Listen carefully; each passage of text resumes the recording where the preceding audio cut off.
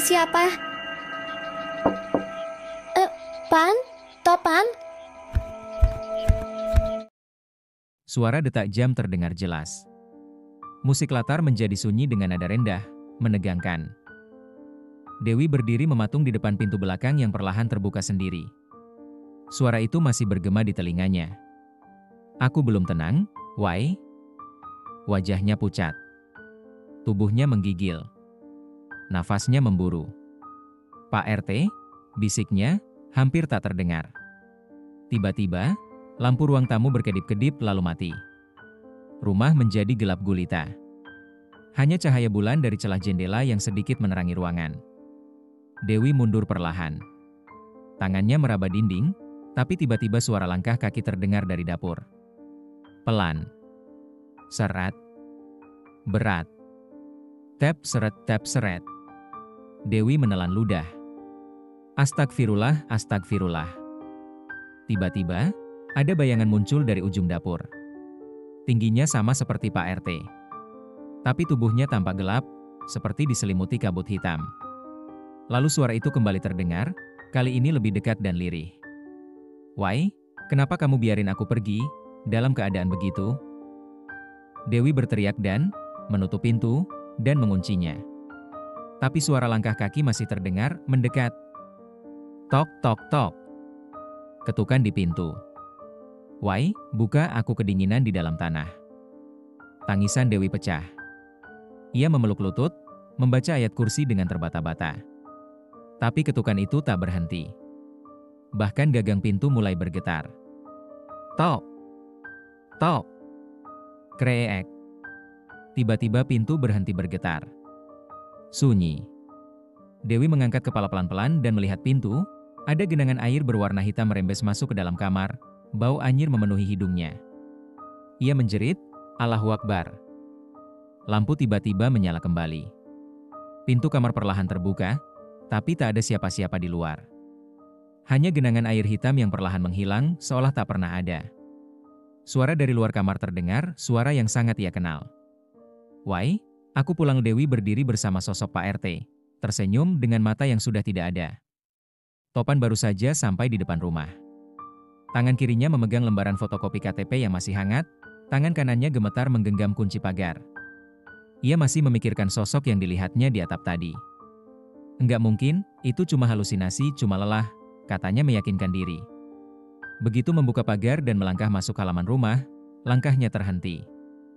Pintu rumah terbuka sedikit. Padahal sebelum pergi, ia yakin benar sudah menutupnya rapat. Wai, panggilnya. Dewi, aku pulang? Tidak ada jawaban. Topan masuk pelan. Rumah terasa sangat dingin, dan lebih gelap dari biasanya. Lampu ruang tengah berkedip seperti mau putus. Ia melangkah ke kamar. Wai, kamu di mana? Kamu kenapa nggak jawab? Saat ia hendak membuka pintu, sesuatu membuatnya berhenti. Dari arah ruang tamu, terdengar suara berat, serak, dan menggelegar. Topaan, akhirnya kamu pulang juga. Topan membalikkan badan, dan di sana, berdiri Pak RT, masih mengenakan baju terakhir saat dimakamkan.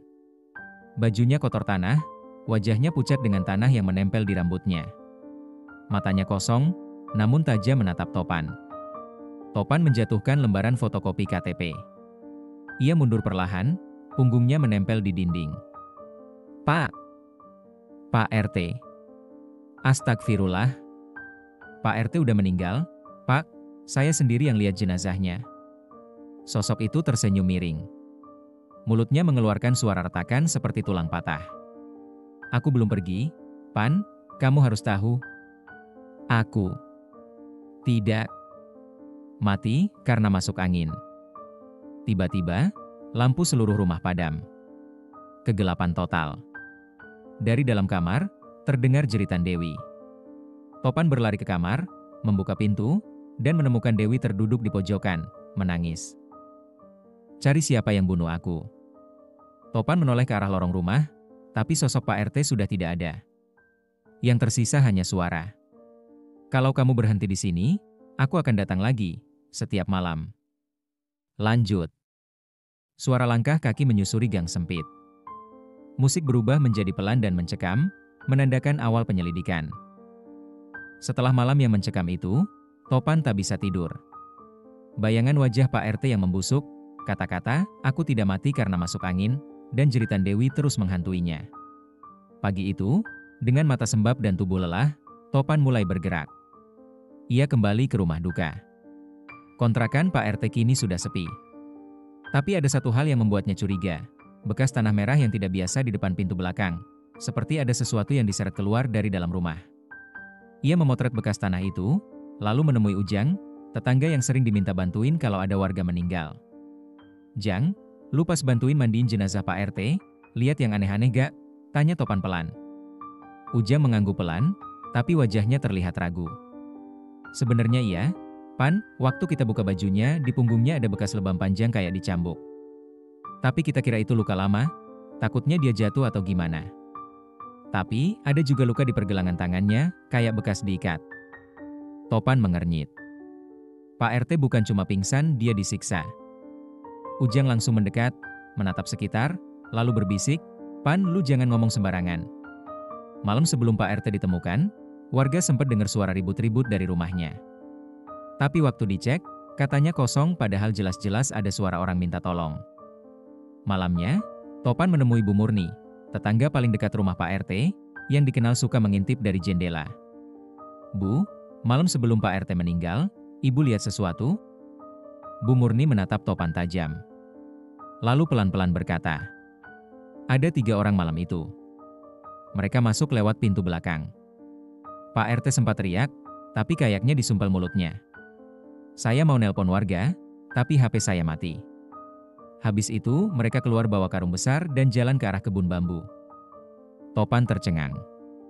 Kematian Pak RT bukan hanya tragis, tapi juga menyimpan rahasia besar yang membuat arwahnya tidak tenang. Ini punya potensi besar karena emosi karakternya kuat, terutama Dewi dan Topan yang terjebak antara takut dan rasa penasaran. Tegangan terus meningkat, dari kemunculan hantu, ke petunjuk misterius, lalu masuk ke penyelidikan yang membuka lapisan konflik desa. Setting desa memberi nuansa lokal yang bikin cerita lebih hidup dan relatable, apalagi dengan tokoh-tokoh seperti Bu Murni, Ujang, dan kebun bambu yang klasik dalam horor Indonesia. Saran aku, perlahan kuas satu persatu pelaku sebenarnya, mungkin dengan twist bahwa ada satu dari warga yang terlihat biasa aja, ternyata dalang utamanya. Biarkan arwah Pak RT muncul bukan cuma buat nakut-nakutin, tapi juga memberi petunjuk secara simbolik, misalnya lewat mimpi atau benda-benda yang berpindah tempat. Jangan buru-buru menjelaskan semua.